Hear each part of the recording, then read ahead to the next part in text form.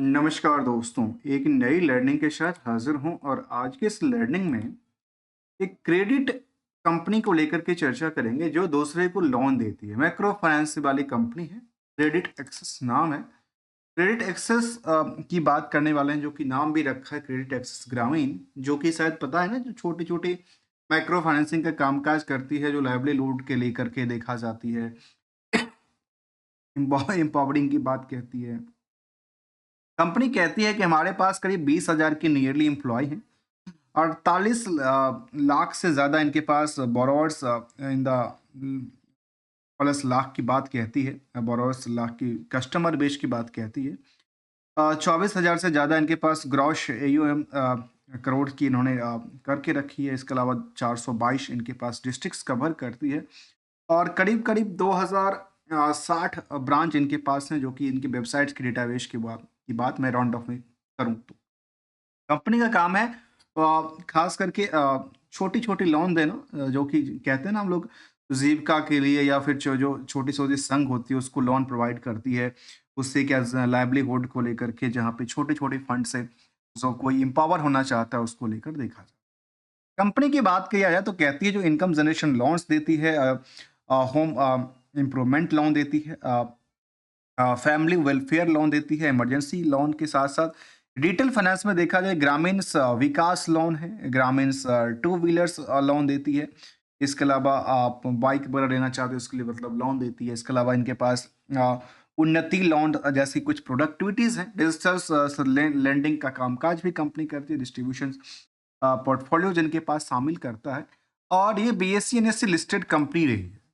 पिछले कुछ दिनों की चार्ट ग्राफ को देखेंगे तो ये लग रहा है कि मार्केट में एक लंबी गिरावट रही है और गिरावट का जो आंकड़ा होता है वो प्रॉफिट बुकिंग से रिलेट करता है। अर्थात यहाँ पे अभी सभी के सभी जो निवेशक हैं वो चाहते हैं जो अपनी पैसे को निकालें, प्रॉफिट बुक कर लें या एसएल के साथ या अपने कुछ कमाई के साथ। कंपनी के रिजल्ट भी आ चुका है। रिजल्ट के प्रोस्पेक्टिव के बाद पे केवल बिजनेस मॉडल नहीं, बिजनेस मॉडल के अलावा इनकी फंडामेंटल ट्रेंड को जानने की कोशिश करेंगे और इनकी जो पीयर्स कुछ कंपनी को हमने शामिल किया, जिसमें कि क्रेडिट एक्सेस के साथ साथ छतीन क्रेडिट केयर की बात करेंगे, सुंदरम फाइनेंस की बात करेंगे और आईआईएफएल जैसी कंपनियों को भी देखेंगे कि आखिर इनमें कितना रेश है और इनमें कितना अर्निंग को सेविंग करती है और मार्केट की क्या पोटेंशियल के साथ साथ डिपेंडेंसी क्रिएट करती है। सबसे पहले स्टार्ट करते हैं क्रेडिट एक्सेस को लेकर के और इसमें जो समरी डेटाबेस निकल के आती है मार्केट को लेकर के, इसमें 180% की नियरली जो बुक वैल्यू से मार्केट की रेंज है वो अप कर चुकी है।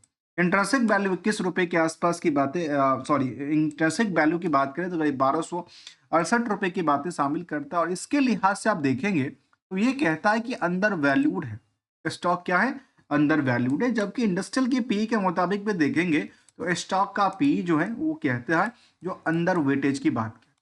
दोनों जो बातें हैं वो दोनों यही शामिल करता है कि एक तरफ ये बुक वैल्यू से भी इंटरेस्टिंग वैल्यू से भी छोटा है और दूसरी तरफ कहती है कि यहाँ पे जो बाकी कंपनियों के कंपैरिजन यहाँ पे भीड़ का आंकड़ा है वो भी छोटा सा आंकड़ा साझा करता है।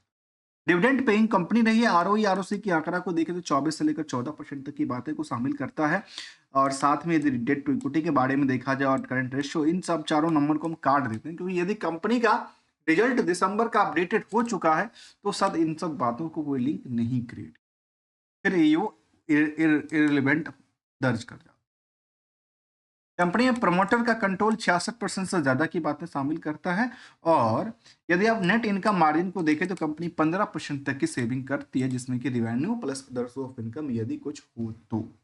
आइए जरा जानने की कोशिश करते हैं इस कंपनी को लेकर के, जो company NBFC micro finance company institute के तौर पे कंपनी कामकाज करती है और उसको आरबीआई को लेकर के अप्रूवल मिली हुई दिखती है। इनकी वेबसाइट्स पे हमने देखा जैसे अलग अलग प्रोडक्टिविटीज, अलग अलग लोन प्रोवाइड करने वाली के तौर पे कामकाज करती है। देखिए तो क्यों नहीं इस कंपनी को लेकर तरह कंपेयर करते हुए फंडामेंटल से लेकर टेक्निकल ट्रेंड तक की चर्चा को शामिल करते हैं। देखिए सबसे पहली सवाल है कि पिछले 5 सालों में इनका जो ग्राफ लेवल था वो एक न्यूनतम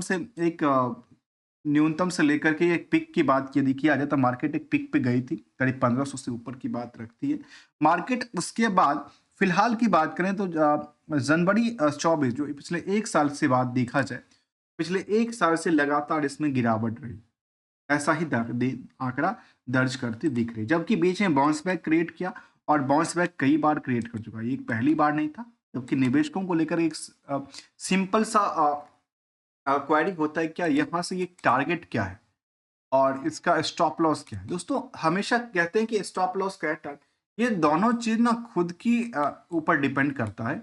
मैं ये नहीं कहता हूँ कि इसका ये है, क्योंकि हमेशा कोई ना कोई अपनी टारगेट को अचीव कर रहा है, हमेशा कोई ना कोई अपनी असल के साथ निकलने की कोशिश भी करती रहती है। एक तरफ लोगों के पॉकेट में पैसे भरते हैं तो दूसरी तरफ लोगों के पॉकेट से पैसे निकलते हैं। यही एक मार्केट की क्या है, रूल है। एक को फायदा तो एक को थोड़ा बहुत नुकसान तो झेलना ही पड़ेगा, क्योंकि वर्ल्ड किसके हिसाब से, डिमांड और सप्लाई की लिहाज से। आइए इसको अगली कड़ी की तरफ ले चलते हैं, जहां पे इसके रिजल्ट प्रोस्पेक्टिव देखा है तो दिसंबर तक का जो रिजल्ट था उसका सेल्स जो नंबर था टर्नओवर को लेकर के वो लगातार बढ़ रही थी, वो बढ़ती रही है। जबकि कंपनी की यदि ऑपरेटिंग फाइनेंशियल मार्जिन को देखें तो ये निगेटिव इंपैक्ट डालती दिखी है इस दिसंबर वाले पीरियड में। तो इसके लिहाज से मार्केट का और गिरना स्वाभाविक था, क्योंकि जहां पे कंपनी के पास 30% से ज्यादा की रणनीति हुआ करता था, 30 से नहीं 31%, 40% तक की बातें को शामिल करते हैं, वहां पे लगातार 8% तक की नुकसान झेलती नजर आएगी। जबकि लास्ट 12 महीने के डेटाबेस को देखा है तो यहाँ पे लास्ट 12 महीने डेटाबेस बुल है, उसके लिहाज से हमने क्या देखा कि मार्केट में इनका आज भी 15% की इनका मार्जिन क्रिएट करती है। लेकिन कुछ लिहाज से सेल्स में अप ट्रेंड और डाउन ट्रेंड दोनों का अवलोकन था। जो कंपाउंडेड प्रॉफिट था उसमें डाउन ट्रेंड की बातें कहती है, स्टॉक प्राइस सीजीआर में डाउन ट्रेंड की बातें कहती है, return on equity near about the 25% तक के रिटर्न को शामिल करती दिखती है।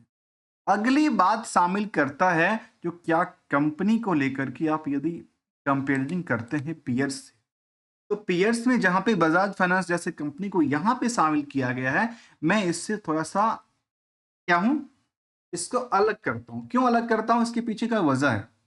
तो ये एक बड़ी कंपनी है, ये बड़ी लेवल पे कंपनी कामकाज करती है, और ये जो कंपनी जिसकी हम चर्चा कर रहे हैं अभी, एक छोटे लेवल पे कामकाज मैक्रो फाइनेंस के तौर पे, उसको शायद उसी से कंपेयर करना काफी बेहतर हो सकता है। यदि इसके लिहाज से भी देखा जाए तो जहां पे इन सभी कंपनियों में बड़ी रफ्तार से तेजी दायर करती है, तो वहां पे इनकी रफ्तार में उस लेवल पे तेजी नहीं दर्ज करती है। जबकि नेट इनकम मार्जिन की तरफ रेस में देखा जाए तो जहां पे बाकी कुछ कंपनियां अच्छी खासी कमाई करती है, तो यहाँ पे इनका भी कमाई 15% की बात शामिल करता है। जबकि बजाज फिनसर्व से तो बेटर ही कमा रही है, 13% के बजाय ये 15% का, भले ही क्वार्टरली में अभी भी डिविडेंड के संकेत। कंपनी में निवेशकों को लेकर जो इंटरेस्ट जाहिर करता है वो करीब 1,25,000 निवेशक हैं कंपनी में। लगातार बल्क डील भी शामिल हुआ है। एफआईआई और डीआई की होल्डिंग का सवाल देखा जाए तो यहाँ पे नियर अबाउट सेम रहा है, जबकि डीआई ने थोड़ा बहुत करके बिकवाली भी किया था और आम पब्लिक के पास बर्डन क्रिएट करती दिखी, जिसकी वजह से आम पब्लिक में 1,25,000 के निवेशकों का तादाद हो जाती है। कंपेरिजन करने के लिए हमने इसको ट्रेंड को समझा कि फंडामेंटल ट्रेंड क्या था, इसके लिहाज से कितना परफॉर्मेंस लेवल क्रिएट कर रही थी।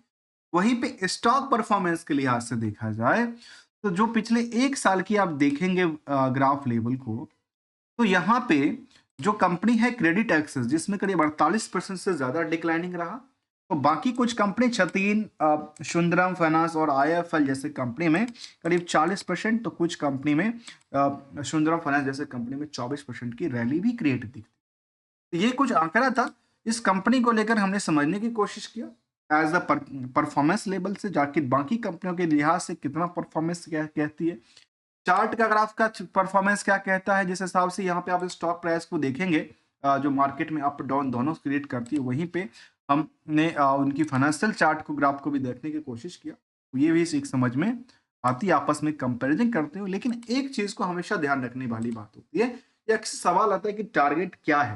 दोस्तों अपने टारगेट के लिए खुद ही आपको डिसीजन लेना पड़ेगा, क्योंकि सबकी एक्सपेक्टेशन अलग अलग।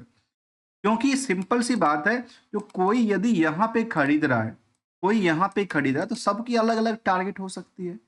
अपने टारगेट के लिहाज से अपने पैसे को अपने जो एक्सपेक्टेशन से लिया है उसके लिहाज से यदि कामकाज ना करे तो क्या करना चाहिए, तो उसको एशल के साथ सेटअप करना चाहिए। अदरवाइज अपनी कैपिटल बचाने के चक्कर में आप क्या करेंगे, एवरेज कर लेते हैं, तो वो आपकी एक रणनीति ठीक नहीं होती है, वो एक डिक्लाइनिंग रणनीति सर्च करती है। मिलेंगे कुछ नई लर्निंग के साथ, तब तक के लिए विदाउट किसी ट्रेडिंग एडवाइजरी और नोट्स को लेकर के, we are not an trader, not an advisers, only as learning, better learning, understanding and the awareness parts के लिए click on join and subscribe button. Thanks for the joining है।